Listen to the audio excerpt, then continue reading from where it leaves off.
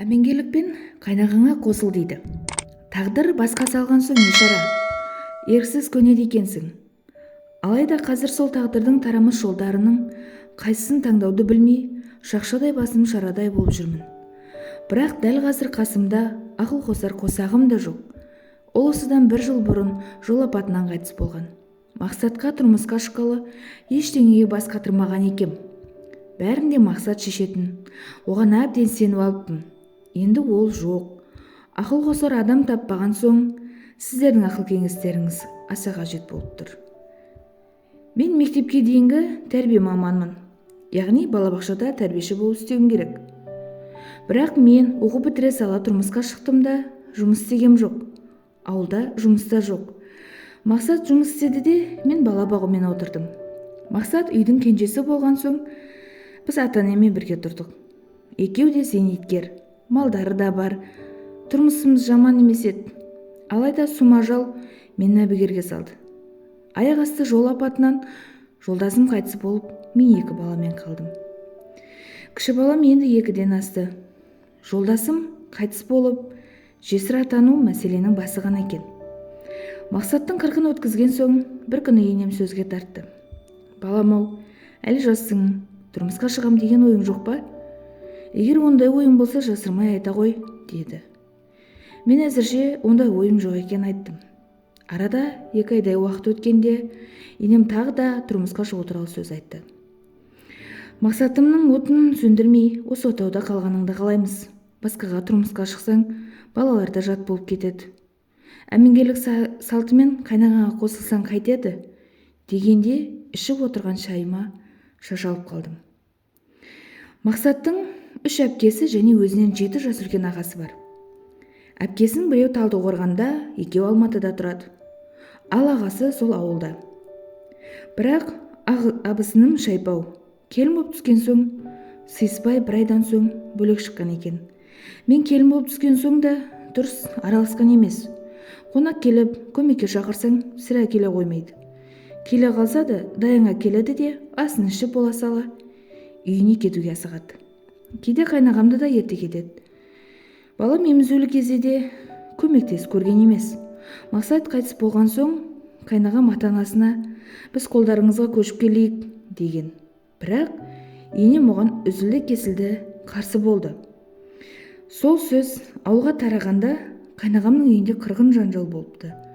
Сөйтсек, қайнағам ол ойын абысыным айтпай өзі шешіп жүр екен. Абысының қиян-кескі жанжал шығаруының тағы да бір себебі бар екен. Енемнің маған әмеңгерлікпен қайнағаңа қосыл деген сөзі ауылға да тарап, абысыма да жете қойыпты. Соғыстың басы себебі де сол сияқты. Әйтсе де, әмеңгерлік туралы әңгіме болған соң, қайнағам біздің үйге жиі келетін болды. Үнемі балаларға бірдеңе ала келеді. Алғашында бауырының балалары болған соң, солай істеп жүрген болар деп ойлағам. Алайда мәселе мен ойлағаннан да күрделі екен. Сөйтсем, қайнағамның маған көңіл ауып жүр екен. Шамасы балалар арқылы маған жақындаспақ болды. Бір күні үйде жалғыз отырғам, қайнағам келді. Түскі астың уақыты болған соң, дастархан жайып, бірге ас іштік. Дастархан басында қайнағам әмеңгерлік жайлы сөз қозғады. Онда әңгімені күтпегем. Қапелімде не айтарымды білмей, үнсіз қалдым. Менің сол күн үнсіздігімді қарсы болмады деп түсінді ме, қайнағам келуін тіпті де жиілетті. 1 сәт оңаша қалсақ, айтатын сол әмеңгерлік. Ауылда әртүрлі өсек айтыла бастады.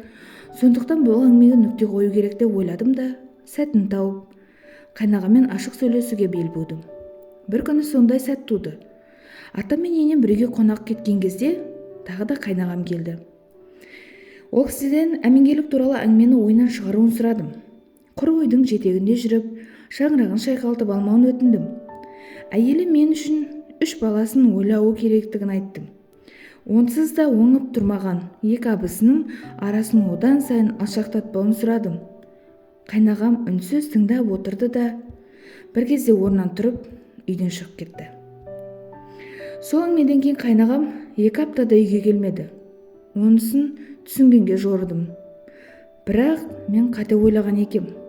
Бір күні түс кезінде Атам ал жақта жүрген. Енем көршінің үйіне кеткен еді. Қайнағам келді. Үйде ата-енемнің жоқ екенін білген соң бірден әңгімеге көшті. Айжан, мен әйеліме бәрін айттым. Егер көнбесе қоям. Саған үйленем. Сен болмасаң, Жанар мына қартайған ата-анама қарамайды. Сен басқа біреу кетсең, бұлардың күніне болады, ана балалар да жат болып кетеді, деді.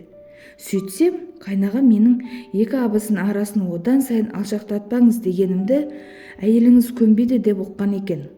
Кешке атам ерте жатып қалды да, енем екеуміз шай ішіп отырғанбыз. Енем тағы әңгіме қозғады. Жанар келіспесе кете берсін дегеніне қарап, қайнағамның маған сөз салып жүргенінен енемнің толық хабардар екенін ішім сезді. Сонан соң қатал үнмен, егер басқаға тұрмысқа шығатын болсаң, екі баланы да бермеймін, алып қаламын, деді. Баламды алып қолға жатқандай жүрегім суылдап кетті.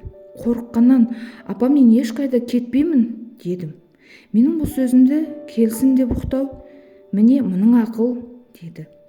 Дәл сол кезде ол сөздерге ешқандай мән де бермеппін. Жылап жүріп ыдыс-аяқты жинастырып, жуып шайып кеш жаттым.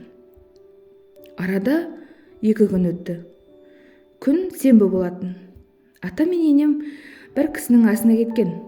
Балаларға түскі тамағын беріп ұйықтатып, жалғыз өзім шай ішіп отырғам. Қайнағам келді. Үйде ешкім жоқ екеніне көз жеткізген соң, қолымды жуып келейін деп сыртқа шығып кеткен. Сөйтсем, сырт есікті іштен іліп келіпті. Қайнағам сырттан кірген соң, орнымнан тұрып жоғары өткізбек болғам, бірақ ол келген бойда мені құшақтап алып, сені жақсы көрем, сенсіз өмір сүре алмаймын, тағы бірдеңелер деп зорлап сүйе бастады. Менің қарсылығыма қарамастан жерге жығып, астына басып, аймалай бастады. Бір жағынан қорқыныш, бір жағынан ыза, бір жағынан қорлық болып тұншыға бастадым. Айғайлаймын дегеніме қарайтын емес. Әлім құрып есімнен танып барам. Қарсыласуға шамам келер емес. Менің сол күйімді қарсыласпайды деп ойлады ма, шешіндіре бастады. Айғайласам даусым шықпайды, бәрі бітті деп ойладым. Құдай қағып бір кезде жан ұшыра қолымда шыңғырған даусым үйді басына көтерді. Менің даусыма оянған үлкен ұлым мамалап жүгіріп шықты. Менің даусымнан сескенді ме, баладан сескенді ме, әйтеуір қайнағам жалма-жал орнынан тұрып үйден шығып кетті. Анама үйге барайын десем, 2 баламен қайда сыясың? 2 баламен сені енді кім алады, дейді. Әлі 2 балаң есейіп, қатарға қосылып кетесің, деп жұбатты. Бірақ мен анама қайнағамен арадағы жайды айта алмадым. Бұл жайды енеме де айтқам жоқ.